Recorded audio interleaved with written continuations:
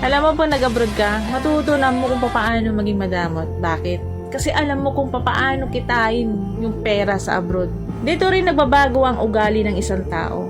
Bakit? Dahil sa mga taong nakakasalamuhan nila na hindi nila kaugali. Dahil sa mga taong nakakasalamuhan nila na iba't iba ang pag-uugali. Karamihan sa mga tao sa Pilipinas at hindi naging OFW kailanman, hinuhusgahan nila yung mga tao na naging OFW na kesyo mayaman na kesyo nasa ibang bansa na kesyo nakahawak na ng pera, na kesyo gumaan ng buhay, lumaki ng bahay mayabang na.